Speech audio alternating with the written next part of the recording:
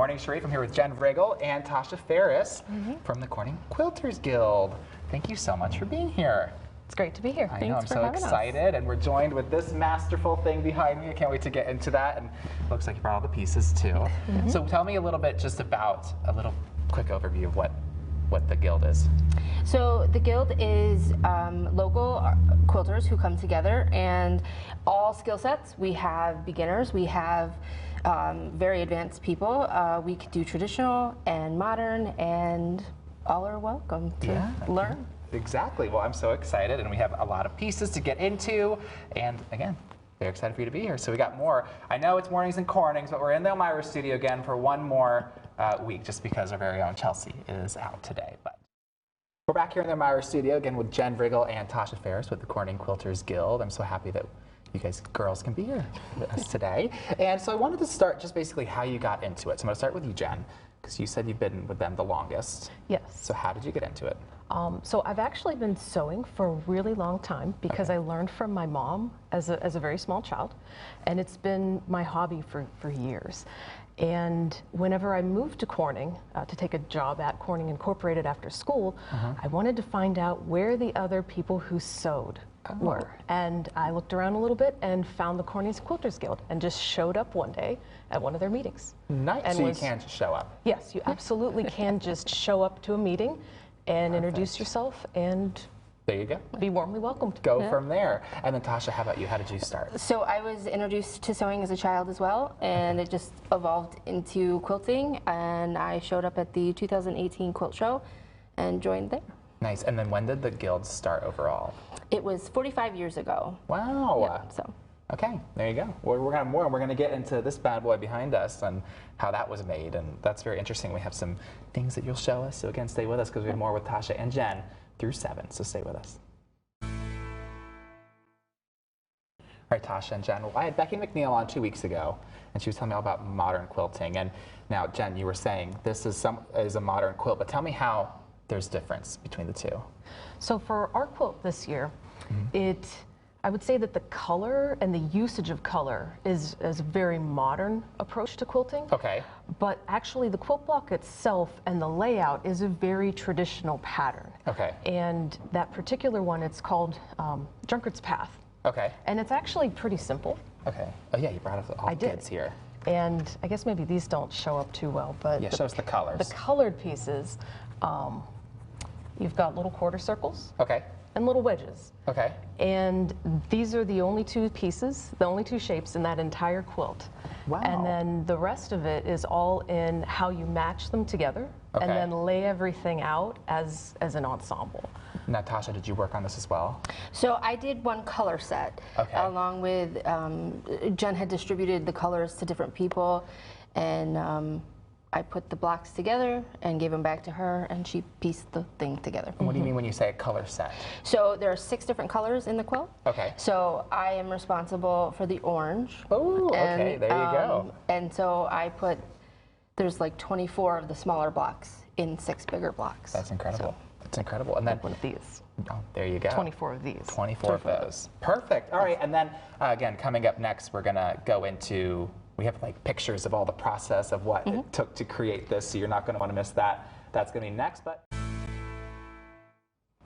right, Tasha, Jen, my co-anchor Chelsea would love this behind me because she's always cold in the mornings. She would love to curl up in it. But I wanted to show the viewers at home because you sent me some pictures before. There's a video that I want you all to see of how this was made. So kind of explain to me what's going on here on screen. So this is the binding. It's kind of reversed. The whole process, it works in, you build smaller blocks and then you work in bigger blocks and then you put the blocks together. This is binding. Binding. Okay, so the smaller blocks, when you, those were like the ones that you said you were all orange, right? Yes. And then coming up is the final, well, what is this? That's the quilt laid out before the blocks are sewn together. And then that's the final product right there on the screen. Beautiful. I love that photo. Thank you. Laying there, right? And we're lucky enough to have it behind us. And you also brought some smaller quilts for us to get into as well. I see one has a little turtle on it, right? Look at that little turtle on there. So I want to get into that coming up in just a bit, though, because it's also incredible stuff. So I'm excited. All right, we'll talk more with Tasha and Jen from the Corning Quilters Guild coming up. Morning, Sharif. I'm here with Tasha Ferris and Jen Rigel here. So, did I pronounce that correctly? Wriggle, but Riggle. See, it goes in. I always forget. Wriggle, Jen Riggle. Sorry about that. With the Corning Quilters Guild, and so you were telling me about the meetings, and you can just show up and join these meetings and have fun. So I wanted to know what exactly goes on in them, how often they are. You were telling about show and tell. Tell us a little about it. So we meet once a month, September through June, and it normally falls the third Friday of the month. With COVID, obviously, we kind of bounce around to where we can find a spot. Normally it happens at a local church in Painted Post. We have been doing it at the Big Flats American Legion. Okay. This evening, actually, we have a speaker coming in for Aura Philosophy, which is, it doesn't sound exciting to many, but to quilters, it's about thread. Okay. So, right. So we love that. Yeah. So you can stop in for that too. It's $10 for non-members. Okay. If you did choose to join, it's $20 for the year. The first 2 sessions are free, but we do so many different fun things. We get into challenges and mystery quilts, block exchanges, and of course the beloved show and tell. Who doesn't like showing their stuff? Yeah, so. No, I love showing off too. But not like quilting because I'm not good at that yet. But how many are in the guild right now? We're roughly around the 30 mark. 30 mark. COVID kind of impacted that a little bit, obviously, but we've got a good group of women. Now, Jen, you were telling me this piece, it was called, what did you call it? Well, this is still Drunkard's Path. This is the same block that our raffle quilt is done with, only if you change the dimensions and the shape and you add a head and a tail, you can make a turtle out of it. So this is like something that what you would bring for show and tell? Yeah, absolutely. Perfect. Okay, cool. So we're going to get into that. We're also going to get into this big raffle quilt. We kind of just got into how it was made, but we're going to get into why it was made and what you can do about it at home. So stay with us. We'll have more with Jen and Tasha through 7. All right, Jen and Tasha, we're going to talk about this raffle quilt behind me. The big thing behind me that you guys can't miss. Yes. I know I'm pretty big too. Tell me a little bit about that. Like, why was it made? What is this raffle for?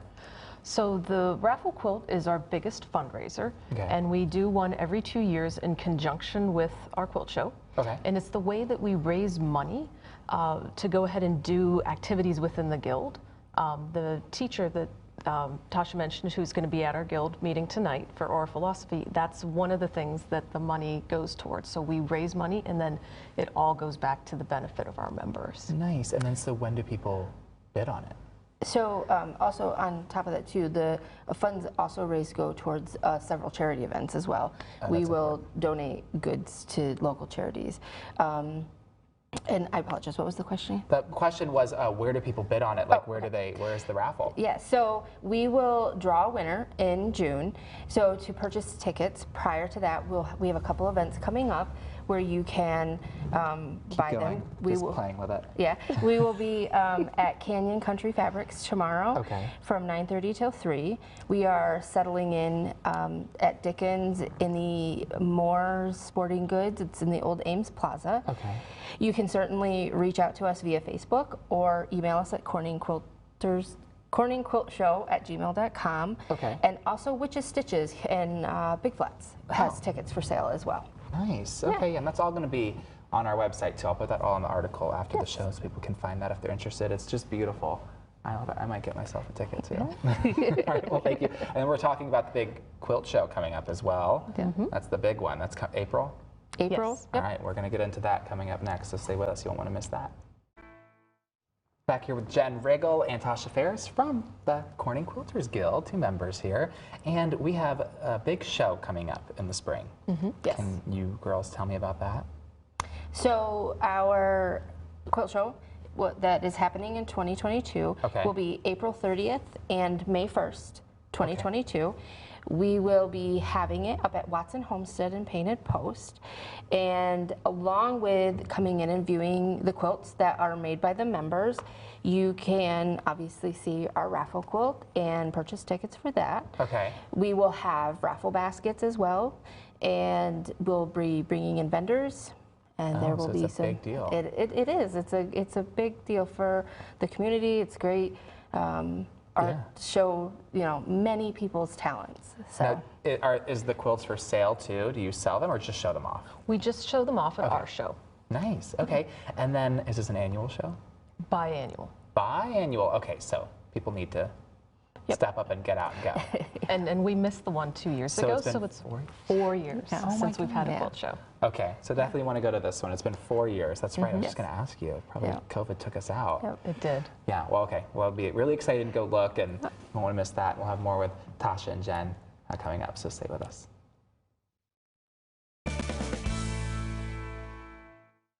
I want to talk more about the quilt show because it has been 4 years since you've had it. So that's a long time to wait. 4 is my lucky number, though, so I'm going to be really good. And what's special about this one as opposed to the one? You were the ringleader, Jen, of the 2018 one, Yes. you told me. So the job that Tasha's doing, which is organizing the whole show, is the one, I did that job 4 years ago. So now you're taking the reins. She handed me a very well-oiled machine. There you go. So, okay, so what's new or different about this show? I would say that we're, Tasha's kind of making it even bigger and better than it was before. We're going to be having more vendors, more people there. We didn't have food in the past, so that's something we're going to do as well. That's important to us on the morning show. We talk every morning about food. Chelsea, Nick, and I are the hungriest people in the world, so we'll be there. Yes. Yeah. And just to go back to the quote for a brief second, because our vendors that we're having, they're local people.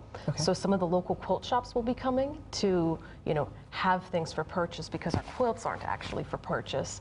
And one of the folks who will be there is Lori Durr, who's a local long arm quilter here in Elmira Heights, and she donated the quilting of our raffle quilt for us. That's so nice. So she'll be there. And food will be there. Yes. It'll be perfect. Well, that's so good. Well, I'm excited for that. And that's coming up April 30th. So, again, don't want to miss that one. And can you buy tickets beforehand, or do you buy them there? Nope, you buy them there. Admission is $6. It will be 10 to 4, both May 30th and, April 30th and May 1st, 2022 at Watson Homestead. That's going to be here sooner than you think, too. Yes. The year's gone by so fast. Anyways, we'll say bye to Tasha and Jen coming up, and we'll also have your daily pledge.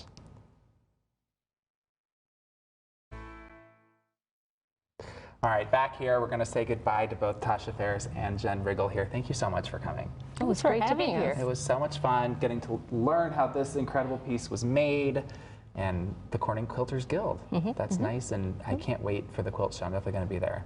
We're excited. And I know, and I love the colors, because color is my favorite thing. Rainbow, my favorite. I love it. Yes, we love it. So again, thank you so much, and thank you all for joining us for Mornings in Corning, but in Elmira, one more week this week. Glad you could make the trek down and show us all what the Corning Quilters Guild is about. Thank you. Have a good weekend, everyone. Happy Friday.